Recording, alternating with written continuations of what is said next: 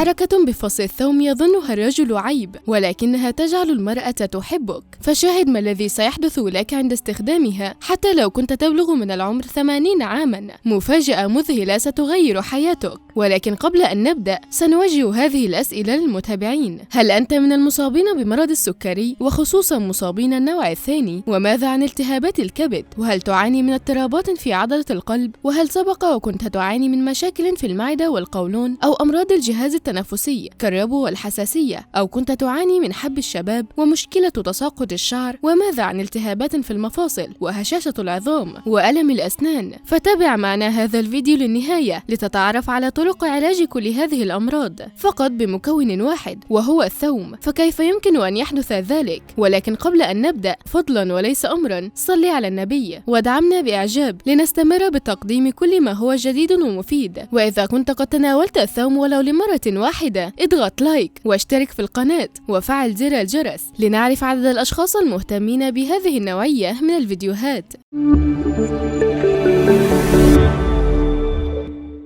مرحبا بكم من جديد. على عكس ما هو شائع بأن رائحة الثوم تدفع الآخرين إلى النفور، فقد أكدت دراسة حديثة أن النساء تنجذب للرجال الذين تمتزج رائحة عرقهم برائحة الثوم، لكن ذلك يرتبط بشروط منها الكمية الواجب تناولها. فالرجال يستعملون العطور ومستحضرات ما بعد الحلاقة ومزيلات العرق كسلاح فتاك ضد رائحة العرق الكريهة. ويبين أن باحثين اكتشفوا أن الثوم يساعد الرجال على الحصول على رائحة عرق خفيفة وجذابة للنساء. فكيف من الممكن أن يحدث ذلك؟ توصل باحثون في جامعة ستيرلينغ في اسكتلندا وجامعة شارلز في تشيكيا إلى أن تناول الرجال للثوم له تأثير خاص على رائحة العرق، مما يزيد من انجذاب النساء إليهم. الدراسة نشرتها مجلة فوكس الألمانية. الباحثون اختبروا تأثير استهلاك الثوم على رائحة العرق عند الرجال، وتوصلوا إلى أن النساء يفضلن رائحة عرق الرجال تناولوا جرعة مناسبة من الثوم. والمقصود بذلك ليس رائحة الملابس أو اليدين بعد تناول العشاء. ففي إحدى المطاعم اليونانية أجريت الدراسة على 42 رجلا، تم تقسيمهم إلى 3 مجموعات: مجموعة تناولت الثوم الخام، وأخرى تناولت أدوية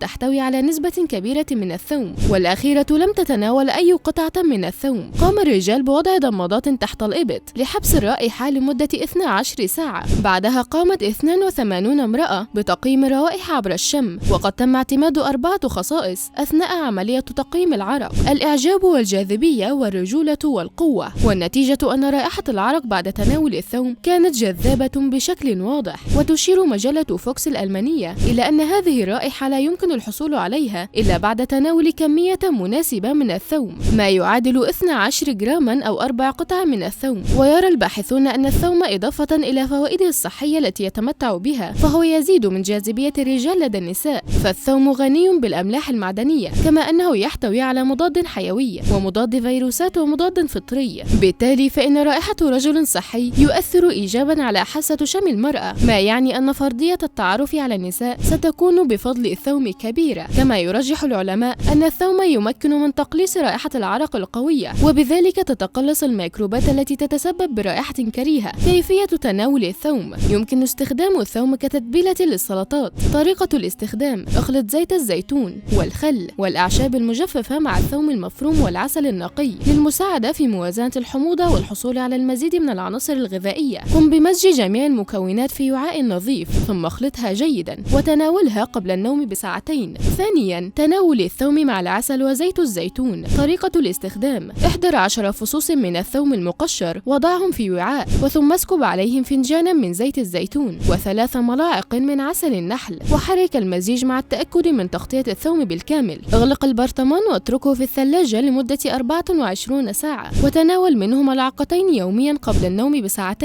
وعلى الريق في الصباح. استخدامات وفوائد الثوم. فيما يلي بعض من أهم استخدامات الثوم: يستخدم الثوم في علاج العديد من الحالات الطبية المرتبطة بجهاز الدم والقلب، بما في ذلك ما يلي: تصلب الشرايين، ارتفاع نسبة الكوليسترول في الدم، النوبات القلبية، أمراض القلب التاجية، ارتفاع ضغط الدم. يمكن أن يستخدم الثوم للوقاية من بعض أنواع السرطان مثل سرطان الرئة، سرطان البروستاتا، سرطان الثدي، سرطان المعدة، سرطان المستقيم، سرطان القولون. وبالرغم من فوائد الثوم الكثيرة إلا أن غالبية الناس ينفرون من رائحته النفاذة ويبحثون عن سبل تخليص أيديهم منها عن تقطيعه في المطبخ. يبدو أن هذا الغذاء القديم الذي يستخدم منذ مئات السنوات في مئات العلاجات وفي تتبيل الأطعمة هو أحد أكثر الأطعمة استهلاكا في جميع أرجاء العالم. وإضافة إلى فوائد الثوم الكثيرة يمكنك إضافة واحدة جديدة، فوضع 4 إلى 5 فصوص الثوم تحت الوسادة لها تأثير إيجابي على إيقاع نومنا في الليالي التي نصاب فيها بالقلق واضطراب النوم. على أي حال، هذا الاعتقاد منتشر بشكل كبير في الكثير من دول العالم، ويقول المعتقدون بذلك إن هذه الثمرة الصحية تتغلب على كل القوى السلبية في المكان لتضمن بالتالي نوما هادئا. أما أولئك الذين لا يعتقدون بجدوى هذه الوصفة فقد يقتنعون بالحجة القائلة بأن رائحة الثوم الكريهة لها تأثير إيجابي على النوم، فالمركبات الكبريتية كالأليسين وهو مصدر الرائحة النفاذة للثوم هي ما تجعله صحيا وتمنح تأثيراته الإيجابية على الصحة، كما أن لها تأثيرا مضادا للجراثيم وتقوي جهاز المناعة، إضافة إلى الكثير من المزايا الأخرى. ولرائحة الأليسين تأثير مهدئ يساعد على تحسين نوعية الثوم. إذا رغبت في تجربة ذلك يمكنه قطع 3 فصوص من الثوم أو فرمها قطعا صغيرة ووضعها في طبق صغير على طاولة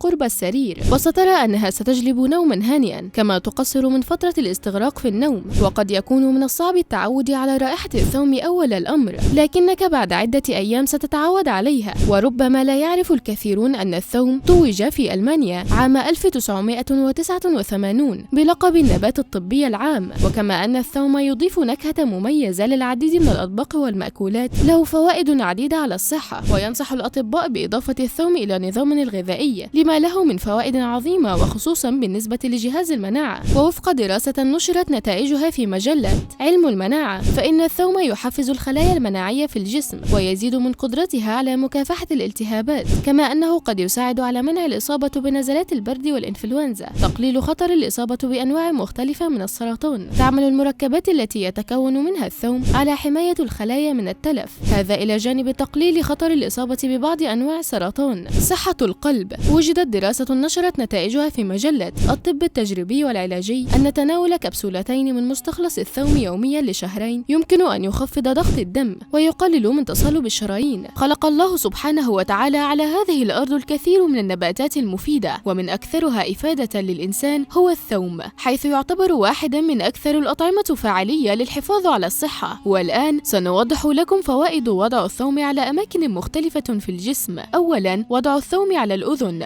تتعرض الأذن للالتهاب الذي يعتبر مؤلما في كثير من الأحيان نتيجة الإصابة بالتهابات تنفسية أو حساسية ضد نوع معين من الطعام أو لأسباب جينية وراثية. كما تتعدد العلاجات المنزلية التي يمكن من خلالها التخفيف من حدة الألم. فوائد الثوم للأذن. تتجلى فوائد الثوم للأذن بخصائصه المضادة للالتهابات إلى جانب كونه مسكنا جيدا للألم ومطهرا للبكتيريا والفطريات والجراثيم، لذا ينصح بتناوله بأي شكل من الأشكال، سواء بإضافته إلى الطعام وطهيه أو بأكله نيئا أو مع الخبز. كيفية استخدام الثوم للأذن، ويكون ذلك من خلال وضع فص ثوم صغير مكشر داخل الأذن ليلة كاملة وإزالته صبيحة اليوم التالي مع التأكد من تثبيته جيدا لعدم انزلاقه داخل الأذن. واصنع زيت الثوم من خلال طبخ 3 فصوص من الثوم في معلقتين متوسطتين من زيت السمسم حتى تتحول إلى اللون الأسود، وتصفية المحلول مباشرة واستخدامه وهو دافئ عن طريق وضع 4 قطرات منه في الأذن المصابة أو على 3 فصوص من الثوم في كمية صغيرة من الماء لمدة 5 دقائق، ثم سحقها وإضافة القليل من الملح إليها، ووضع المعجون المتكون في قطعة صغيرة ونظيفة من القماش ووضعها على الأذن المصابة لمدة لا تقل عن الساعة حتى يخف الألم، أو تناول 3 فصوص من الثوم النيئة يوميا. فوائد عامة للثوم: جيد لصحة القلب، فهو يحارب أمراض القلب المختلفة من خلال تقليل نسبة الكوليسترول في الدم، تخفيض معدلات ضغط الدم، ومقاومة الجذور الحرة والمركبات غير المستقرة التي تتكون أثناء عملية الهضم. علاج تضخم البروستاتا، فقد أثبتت الكثير من الدراسات أن الرجال الذين يتناولون الثوم أقل عرضة بالإصابة بمرض تضخم البروستاتا بالمقارنة مع الرجال الذين يتناولونه بكميات قليلة. علاج مرض التهاب القدم القدم الرياضية من خلال التخلص من الفطريات والبكتيريا المسببة له، مقاومة السرطان لاحتوائه على نسبة كبيرة من مادة السيلينيوم التي تقضي على الجذور الحرة، تقوية جهاز المناعة في الجسم، علاج نزلات البرد والإنفلونزا من خلال شربه مغليا مع أوراق الزعتر الطازجة، تنظيم مستويات السكر في الدم من خلال تقليله لنسبة الجلوكوز والكوليسترول في الدم، لذا ينصح مريض السكري بتناوله باستمرار، تحسين نمو الشعر، وعلاج بعض المشاكل التي يتعرض لها من تساقط وتقصف، إنقاص الوزن، فكثيرا ما يستعمل في بعض الخلطات والوصفات التي تساعد على حرق الدهون. وهذا كان كل ما لدينا اليوم، شكرا لكم على المشاهدة وإلى اللقاء.